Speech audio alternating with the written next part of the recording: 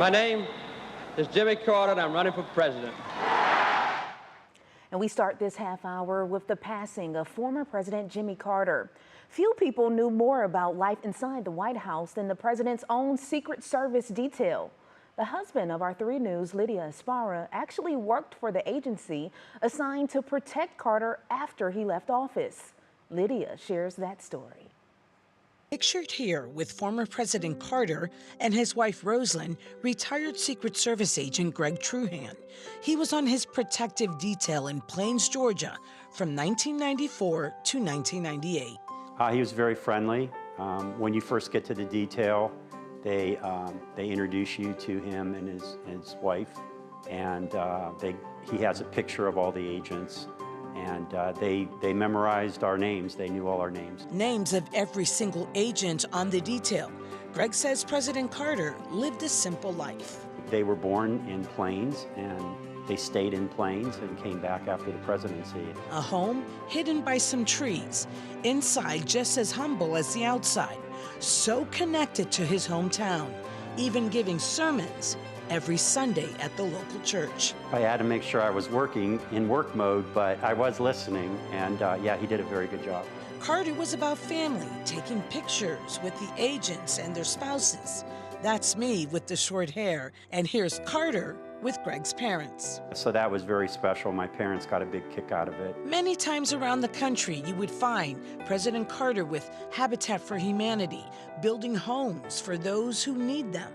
But his caring was worldwide, making sure there was clean drinking water, negotiating peace, and looking to serve mankind. And Greg was right by his side. I think helping people, of going to all the war-torn countries and all the conflicts all over the world. And just where did he go? The most challenging places in the world.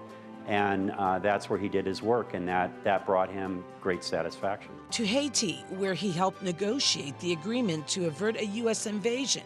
But it was more than that. We went to poverty-stricken areas like Haiti. It was upsetting to see the quality of life for these people is not good at all. That was another cool trip that when he went to meet with Yasser Arafat in Palestine, and we had to cross, we went into Jerusalem, and then we had to cross the Gaza Strip in a motorcade to go meet with them. From the Gaza Strip to Bosnia, to dozens and dozens of African countries, President Carter was able to keep up this pace because he was very healthy, from diet to exercising, oftentimes running with his Secret Service agents. It's just me and him, and you know, our protocol is we just stay behind and follow from behind. He turned around and looked at me and he said, "Hey, Greg, why don't you just," he says, "you know, I'm by myself, just come up and run with me." One thing about President Carter is he was very competitive.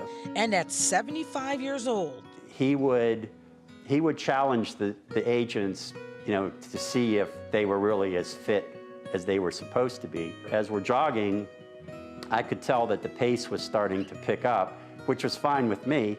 And so I'm picking up the pace too, and I kind of like pull a little bit ahead of him, not too far. And we get to this point about 3/4 through the jog that we're almost at a full sprint now. When we reached the end and stopped, I mean, we were both pretty much exhausted.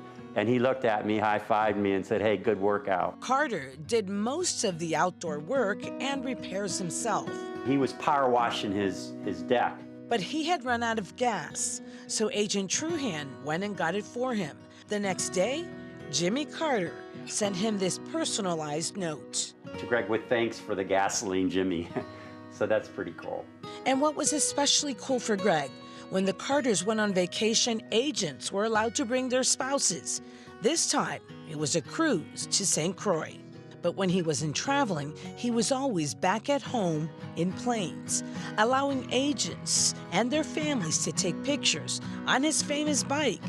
You could see the Big Peanut and hanging out at the train station, where he was honored by the locals, a simple man who lived a giving life. There is no doubt that not being assigned with President Carter, I would have never traveled to the places that I traveled with him.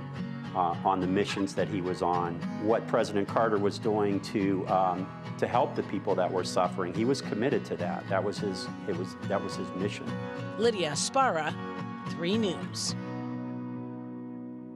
Lydia, thank you. And Governor Mike DeWine also released a statement saying, quote, President Carter lived his faith through his public life, and he had one of the most impactful post-presidencies in American history. Meantime,